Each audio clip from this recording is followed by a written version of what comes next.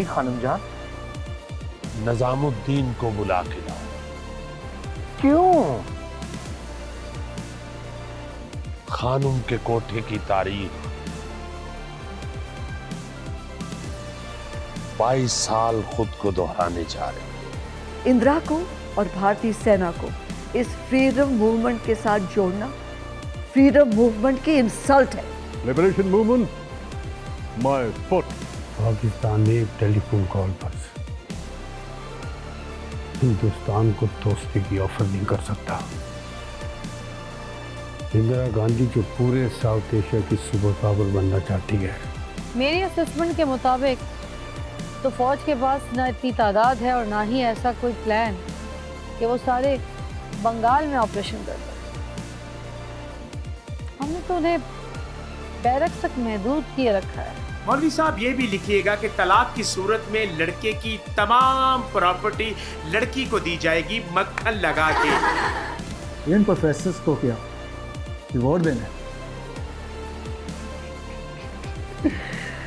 Reward नहीं, reward देना है इंशाल्लाह। इन्होंने बहुत खिदमत की है।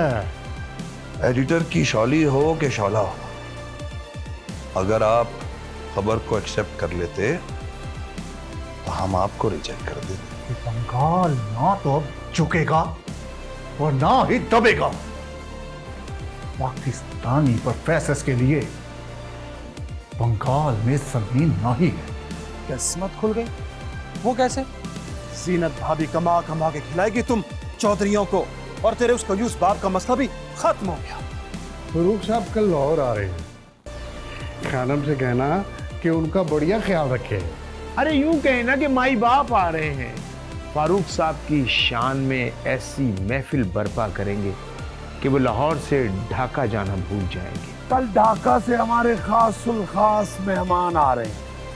तुम्हारे नज़ारे ऐसे दिलफरेब होने चाहिए कि हमारे मेहमान अपना दिल लाहौर के बाजारे हुस्न में ही छोड़ जाएं।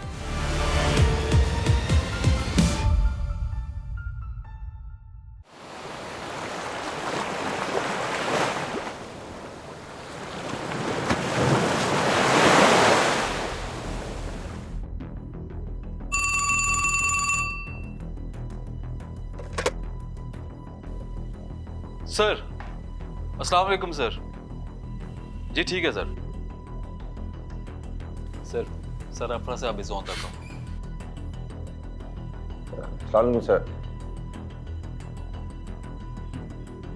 सर हमारी इतलात के मुताबिक रॉ की मदद से बाकायदा प्लानिंग के तहत बंगाली नौजवानों की ब्रेन वॉशिंग करके उन्हें मुक्ति बहानी फोर्स में भर्ती किया गया।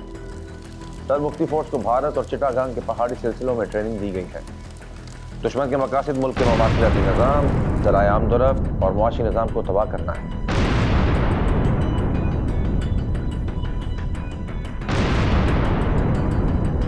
सर इंडस्ट्री को तबाह करने के लिए बिजली घरों और सब स्टेशंस को तबाह करना, ताकि इंडस्ट्रीज को बिजली की फराहमी रोकी जाए।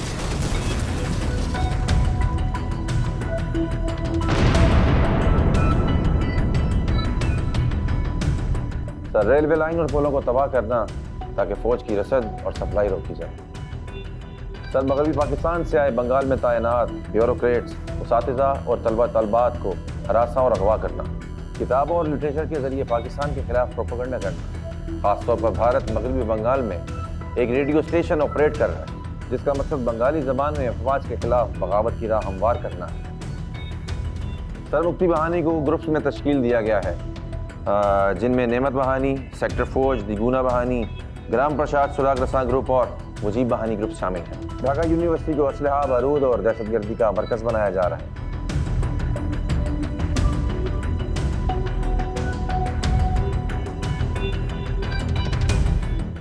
ढाका यूनिवर्सिटी में जगह जगह शेख मुजीब की तस्वीर और बांग्लादेश के झंडे नुमाया हैं। कायदे आज़म की तस्वीर को ढाका यूनिवर्सिटी से उतार दिया गया है। गांव में मुखबरों के छोटे छोटे से ग्रुप्स तश्कील दे दिए गए हैं, जो फौज की नकलो हरकत की इत्तला मुख्तलिफ दहशतगर्दों को फराहम करते हैं। राव के सरबराह KN राव और उसका डिप्टी इस नेटवर्क की निगरानी कर रहे हैं, और ये सब हिंदुस्तान की वज़ीर आज़म इंदिरा गांधी की हिमा पर हो रहा है।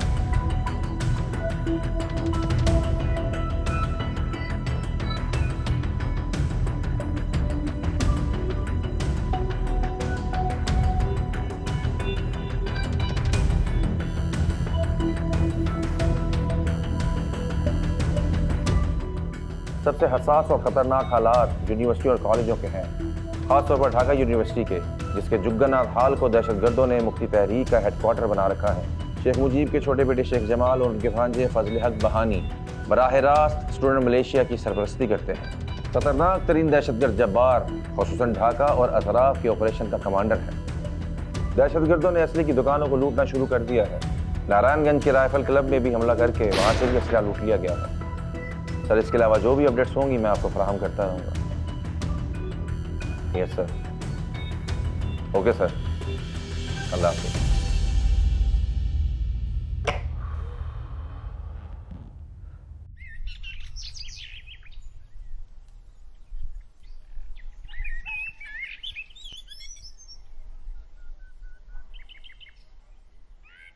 इस यूनिवर्सिटी में तालीम नहीं, दहशतगर्दों को प्रोटेक्शन मिली हुई है। 100% एग्रीड। मेरे अपने कमरे में एक दहशतगर्द ने कब्जा कर रखा है। यूनिवर्सिटी में असला बारूद के ढेरों ढेर छुपाए जा रहे हैं। मुक्ति बानी के मोस्ट वांटेड दहशतगर्दों को यहीं बना दी गई है। और तो और बेचारे मगरबी पाकिस्तान के ब्यूरोक्रेट्स के बच्चे भी यहीं रखे गए हैं।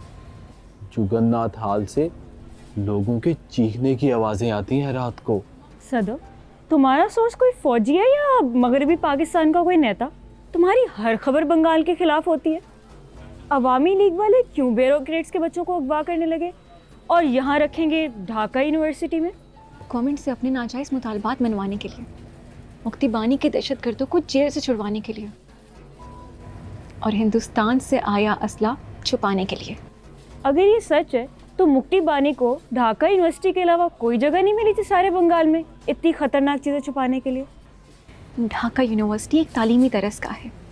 फौज के लिए इशू बहुत सेंसिटिव है कि जब हज़ारों तालिबे इल्म पढ़ रहे हों तो ऑपरेशन कैसे करें। कोलैटरल डैमेज हो सकता है, मासूम लोग अपनी जानों से जा सकते हैं। इसलिए फ़ौज के लिए यहाँ ऑपरेशन करना नामुमकिन है। लेकिन छुट्टियों में तो ऑपरेशन हो सकता है ना? छुट्टियों में ऑपरेशन हो ही जाए तो अच्छा है। खुदा की कसम, पाकिस्तानी फ़ौज अगर एक डिसिप्लिन फ़ौज ना होती और हमें चेन ऑफ कमांड का पास ना होता तो ये रिपोर्टें भेजने की बजाय अब तक हम इन बागियों को बगावत का मज़ा चखा चुके होते। इस्लामाबाद क्या सोच रहा है? इस्लामाबाद इस वक्त बदतरीन सोचो विचार का शिकार है। दुनिया में ऐसी कौन सी फ़ौज होगी जो अपने ही मुल्क में जंगें शुरू कर दे, लेकिन मसला कोलैटरल डैमेज का है। ये मुक्ति वाले भेस बदल कर या आम बंगालियों को यरगमाल बनाकर उनके घरों या गांव में पनाह लेते हैं। दहशतगर्द मारने के चक्कर में आम मासूम बंगाली न मारा जाए, इसीलिए हमारे सीनियर्स ऑपरेशन की हामी नहीं भर रहे, लेकिन सियासी हल के लिए कोशा हैं। सबर का भी एक पैमाना होता है।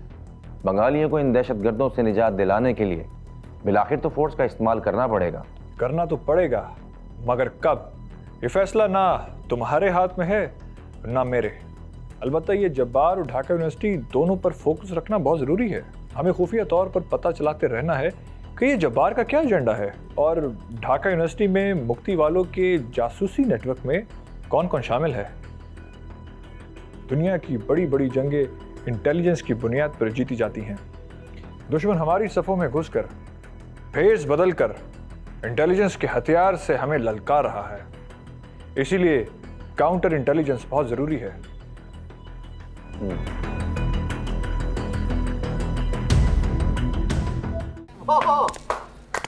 वाह सदर साहिबा वाह।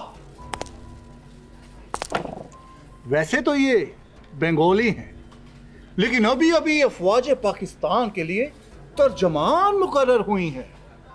आपका स्वागत है शीरी मोती जी। आपका एनालाइज सुनकर मन खुश हो गया। फारूक साहब ठीक कहते हैं, it is win win solution for us. फौज कुछ ना करे तब भी हमार जीत, और अगर फौज कार्रवाई करे हमरा खिलाफ तब भी हमार जीत। कोलैटरल डैमेज होगा। मुक्ति टाइगर के खिलाफ अगर ऑपरेशन हुआ तो आम बंगाली भी सक में आएगा, और अगर ऐसा हुआ तो सारे का सारा बंगाल पाकिस्तान के खिलाफ खड़ा हो जाएगा। तुम्हें अपने गंदे अज़ाइम पूरा करने के लिए इस बात का कोई एहसास नहीं है कि जिस कौम का नाम लेकर तुम सियासत करते हो ना, खौफ व हरास की सियासत, तुम्हारी अपनी कौम, मेरी कौम, इस कौम के मासूम लोग तुम्हारी दहशतगर्दी की वजह से मारे जाएंगे। बच्चे यतीम, खवातीन बेवा, हम सब मरेंगे। मगर तुम्हें क्या एहसास है इस बात का? बलिदान, सैक्रिफाइस, हर जंग, हर युद्ध में सैक्रिफाइस मांगता है। अगर साला हम मरने के लिए तैयार है तो सारा बंगाल मरने के लिए तैयार क्यों नहीं? बंगाल इल्म के झंडे गाड़ने के लिए तैयार है। बंगाल अपने हकूक के लिए डायलॉग्स करने को तैयार है। बंगाल पाकिस्तान का सबसे बेहतरीन सूबा बनने के लिए तैयार है। अगर बंगाल अखंड भारत की भेंट चढ़ने के लिए तैयार नहीं है, बंगाल दहशतगर्दी का आलाकार बनने के लिए तैयार नहीं है, और जिस दिन फौज इन एक्शन हो गई ना, तो तुम जैसे दिलों में मिलोगे और नजर भी नहीं आओगे शहजाद साहब। और मैडम जी, जितना आपने भाषण दे दिया ना, उसका बंगाल पे कोई असर नहीं। जो शेख साहब कहें वही सच, और जो अवामी लीग करेगी वही हक है। यही होती है पॉपुलर लीडरशिप, हर कानून से ऊपर। जैसे शेख मुजीब, इधर ही ढाका में तुम जैसे गद्दार बंगालियों और तुम जैसे पंजाबी को फांसी दूंगा। आजादी के फौरन बाद फांसी दूंगा? अरे हमने तुम्हारा क्या बिगाड़ा भाई? हम भी तो तुम्हारी तरह के इंसान ही है ना, हमें क्यों फांसी दोगे? तुम्हार और हमरा डीएनए अलग अलग है। तुम्हार और हमार जमीन जुता जुता। आधे घंटे में रिपोर्ट कर ऊपर, इंतजार कर रहा हूं।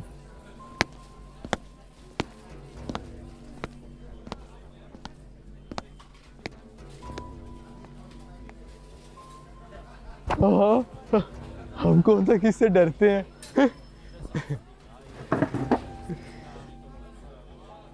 पागल इंसान है ये, बहुत पागल है।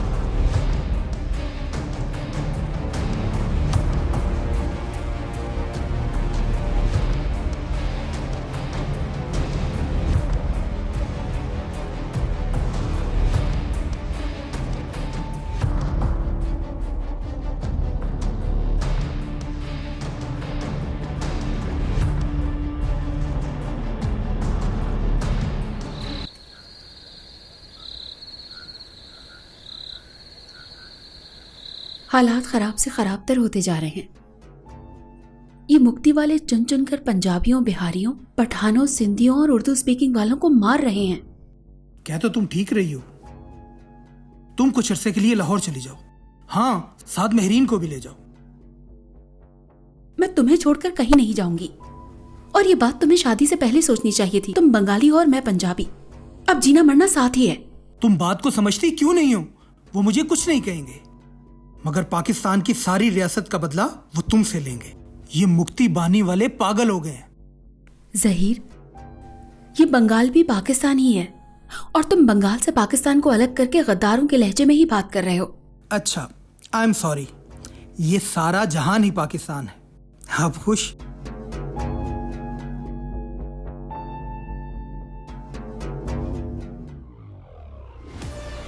सर, इंफॉर्मेशन पक्की है।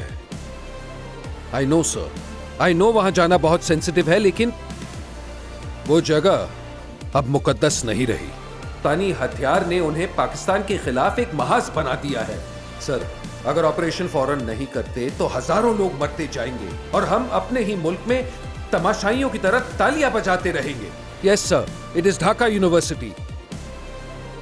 This report is rubbish. Rahman साहब, आप ज्यादती कर रहे हैं। सारा स्टाफ जानते हैं मेरी क्रेडिबिलिटी। इस रिपोर्ट में ऐसे सबूत हैं जिन्हें झुटलाया नहीं जा सकता।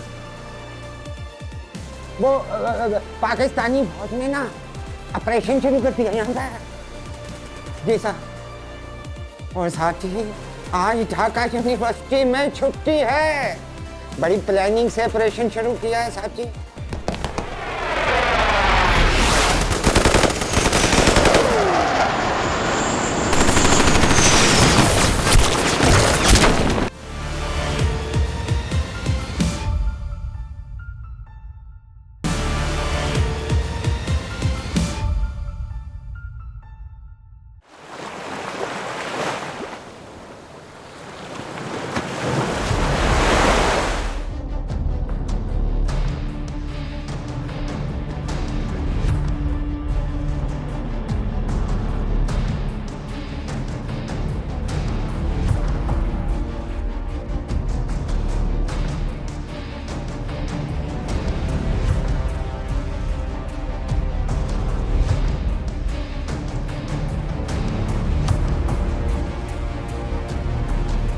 सर, इंफॉर्मेशन पक्की है।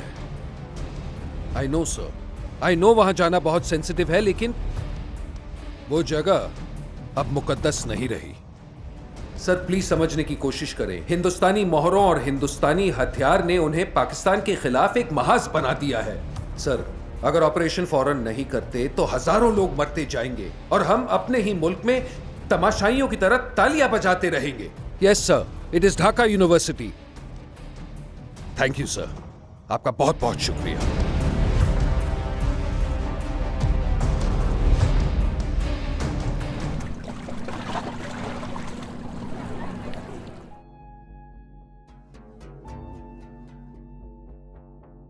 ढाका यूनिवर्सिटी दहशतगर्दों की पनाहगाह बन चुकी है।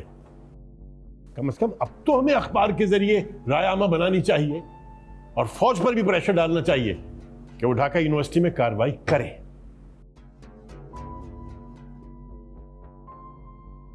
क्या ढाका का सबसे बड़ा अखबार द ढाका रिपोर्टर आपकी साली के फरमुदात और ख्वाहिशात पर चलेगा जैदी साहब?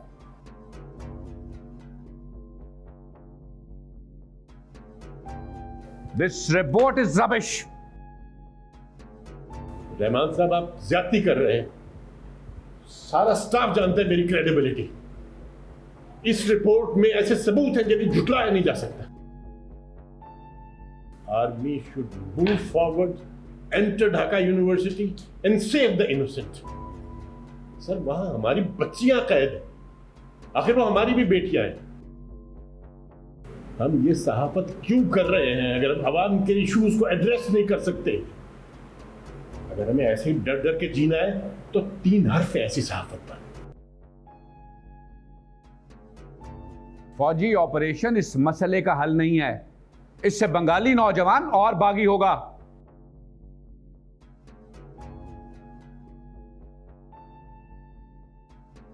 व्हाट डू यू से डिप्टी एडिटर? हमें इस रिपोर्ट को छापना चाहिए या नहीं? सर, मैं ऐसी खबर छापने की मुखालफत करता हूं। और तुम? सर, मैं अभी इस खबर के छापने के खिलाफ हूं।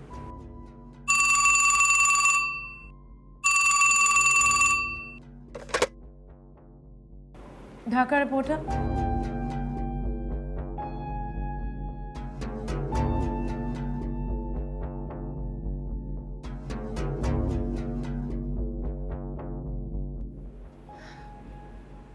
Thank you.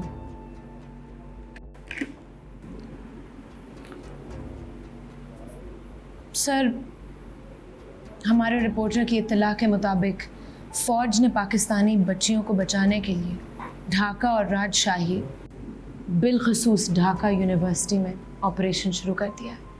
What?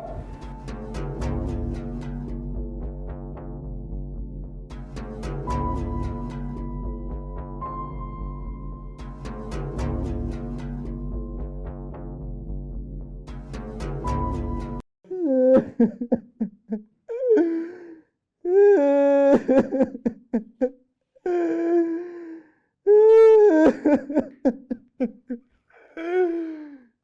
अल्लाह, पहली फुर्सत में उस खौफनाक शख्स को इस दुनिया से या कम अज कम इस कमरे से उठा दे। या अल्लाह, दूसरी फुर्सत में अगर मेरा इश्क सच्चा है तो मुझे मेरी मंजिल तक पहुंचा दे। या अल्लाह, तीसरी फुर्सत में फौज का ध्यान ढाका यूनिवर्सिटी की तरफ करवा दे। या अल्लाह, पांचवी फुर्सत में मुक्ति बानी की दहशतगर्दी को यूनिवर्सिटी से खत्म कर दे मेरे मरने से पहले।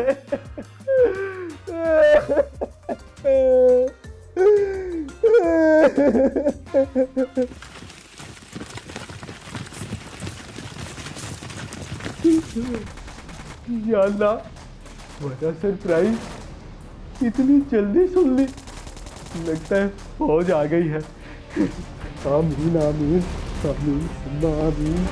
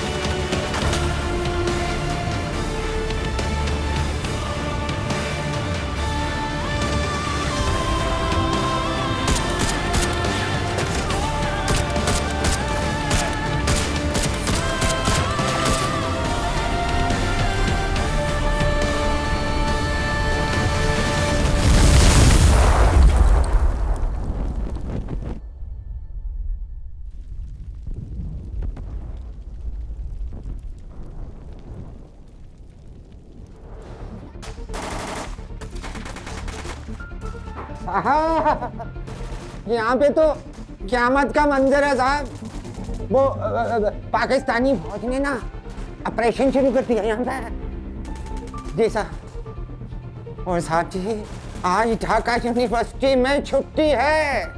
बड़ी प्लानिंग से ऑपरेशन शुरू किया है साहब जी। वो ना मुक्ति बानी के जितने भी मोस्ट वांटेड क्रिमिनल है ना, छन छन छन मार रही है फौज उसे। साहब, मुझे बचा लो साहब, आपके अलावा मेरा तो कोई आसरा भी नहीं है। देखें साहब, देखें, बचा लें मुझे। वो मेरी तो एक जवान बीवी भी है। मैं सोचता हूँ कहीं वो बेवा ही ना हो जाए।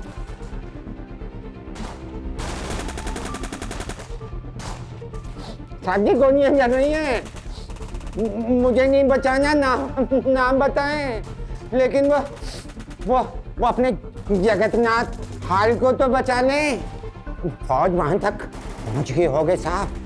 वो अपनी छोकरियां है ना, वो मगरबी पाकिस्तान के ब्यूरोक्रेट्स की बच्चियां, समझो अब तक फौज ने उसे आज़ाद करवा दिया होगा साहब। आज़ाद करवा दिया होगा। आपका तो पूरा सिस्टम ही तबाह हो गया उस कर्नल आफराज याब ने कर दिया साहब।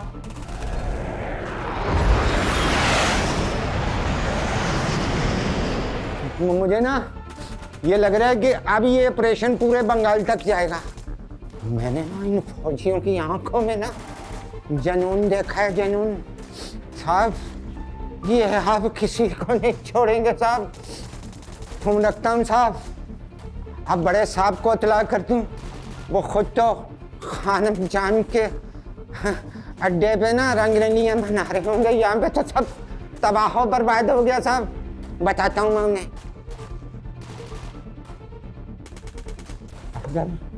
अगर इन फौज को पता चल गया ना कि मैं यहाँ पे मुक्ति बानी वालों का इन्फॉर्मर हूँ, तो समझो मेरी बीवी तो बेवा हो गई आज की आज ही। यार बचा ले मुझे, बचा ले।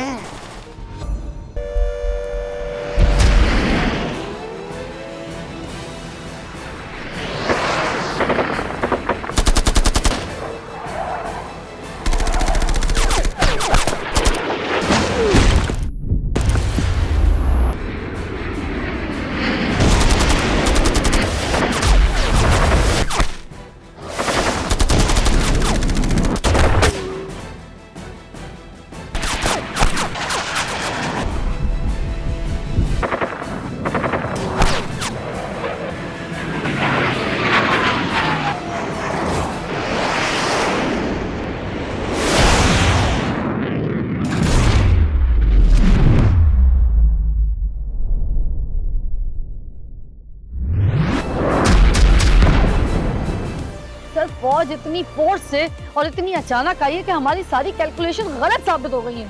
क्या शहर क्या गांव, फौजी सबको रोक दे बेचारे।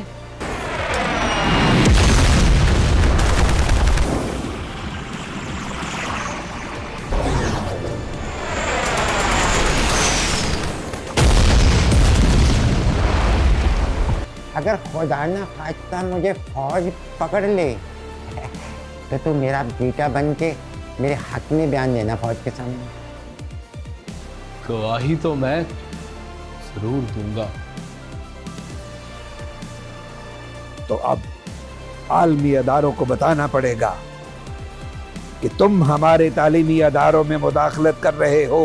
मुदाखलत तो तुम्हारे समुंदर पार दोस्त कर रहे हैं।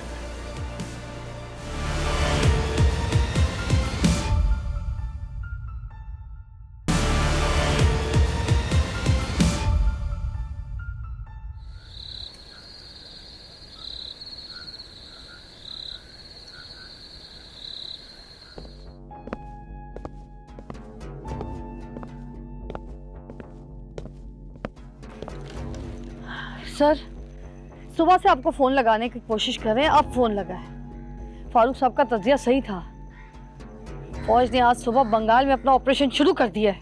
सर, हमारा ठिकाना महफूज है, मगर बंगाल स्पेशली ढाका यूनिवर्सिटी में फौज ने भरपूर ऑपरेशन शुरू कर दिया है। हमारे लीडर गिरफ्तार और पाकिस्तानी फैमिलीज़ को रिहा करा लिया है फौज ने, और हिंदुस्तान से आया सारा असला और बारूद उनकी कस्टडी में चला गया है।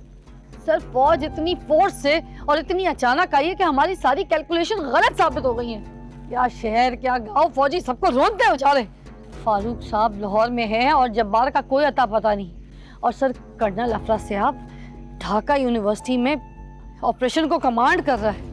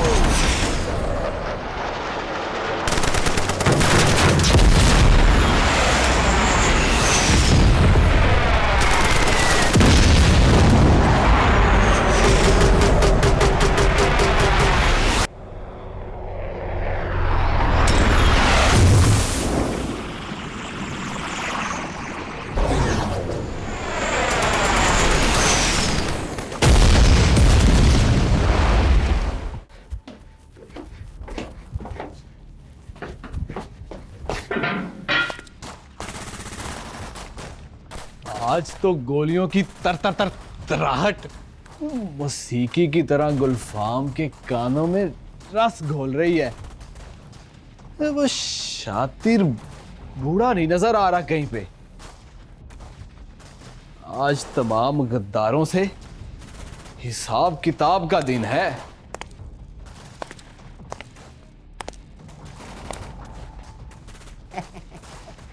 शातिर बूढ़ा नहीं, अपना चाचा कहो ना गुलफाम बेटा, मैंने तो अपनी हर नमाज की दुआ में यही मांगा है कि अल्लाह मियाँ अगर मुझे औलाद देनी है ना तो गुलफाम बेटे जैसी देना, वरना ना देना। हाँ, पर क्या करूं, अब दुनिया में एक ही सैंपल है गुलफाम का, इसलिए अभी तक बेवारस हूँ।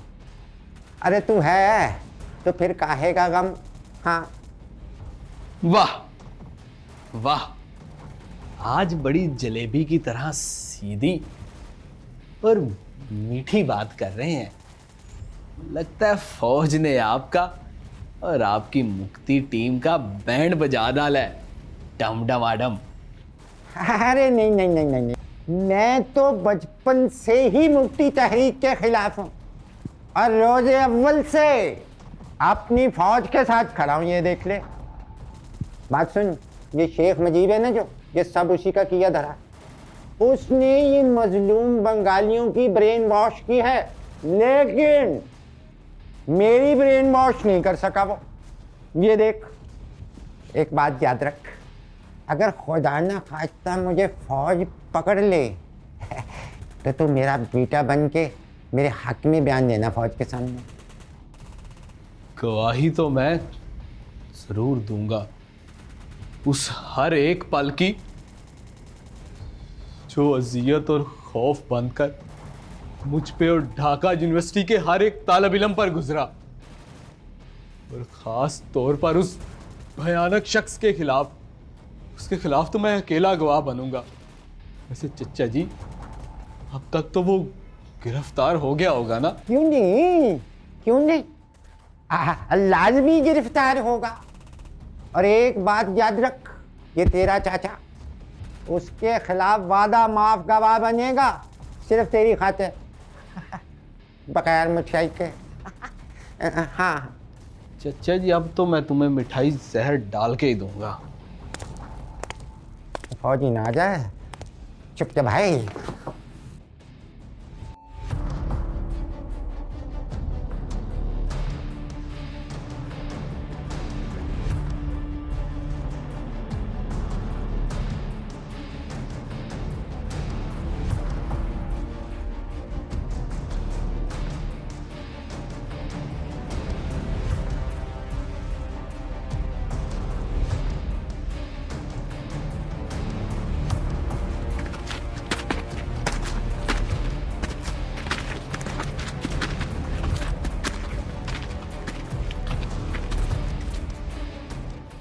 तो ये है वो अजीम यूनिवर्सिटी और ये है आप,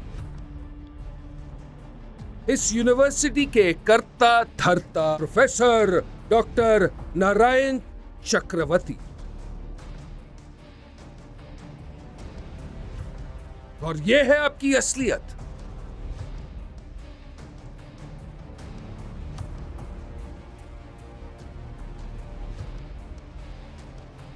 तालीम की आड़ में असले के ढेर, यूनिवर्सिटी के नाम पे हिंदुस्तान के एजेंट्स की पनाहगाह। आग से मत खेलो कर्नल, ये हमारा ढाका है, हमारी यूनिवर्सिटी है और यहाँ के हम मुकम्मल मालिक हैं। तुम्हारे लहजे से हिंदुस्तान की बू आती है। तुम्हारा ये एक्शन सिर्फ अमन होगा, सिर्फ अमन। स्टूडेंट्स को दोबारा तालीम मिलने का मौका मिलेगा, ना कि हिंदुस्तान के तिरंगे को लहराने का। ढाका तो गया कर्नल, अभी भी वक्त है, फैसला कर लो। हमारे साथ आ जाओ, मालामाल कर देंगे। और हाँ, जीते हुए खिलाड़ियों से आग का खेल नहीं खेलते कर्नल, हाथ जल जाते हैं। हाँ तो उसके जलते हैं जिसके बाजू में दम हो। तुम्हारे तो ना हाथ अपने हैं और ना ही जुबान। तुम हिंदुस्तान की कठपुतली हो।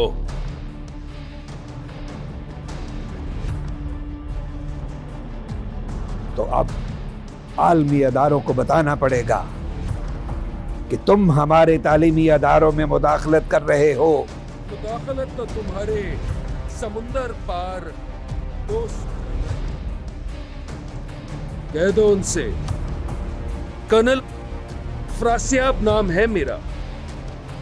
कुत्ते की टेढ़ी दुम को बंदूक से नहीं अपने हाथ से सीधा कर देता हूं। अच्छी तरह समझाना, क्योंकि वो तुम्हारी भाषा बहुत अच्छी तरह समझते हैं। डॉक्टर प्रोफेसर नारायण चक्रवर्ती।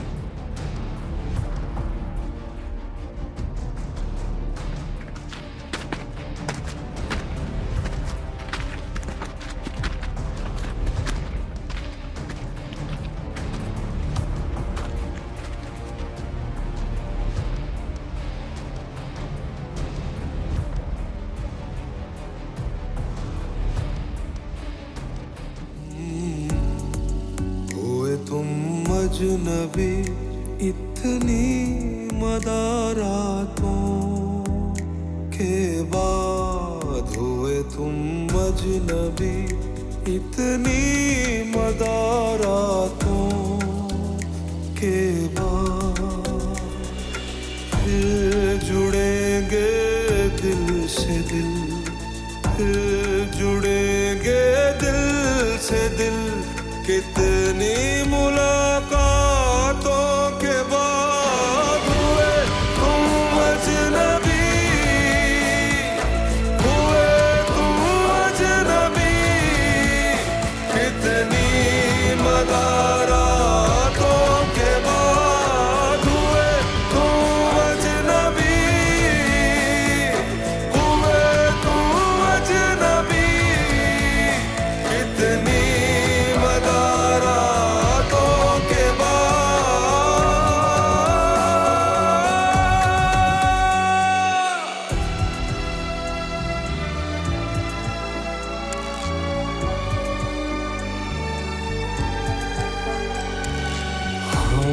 तो यूं एक दूसरे के आंसुओं से घुल गए। हम तो यूं एक दूसरे के आंसुओं से घुल गए। जिस तरह कच्चे मकान, जिस तरह कच्चे मकान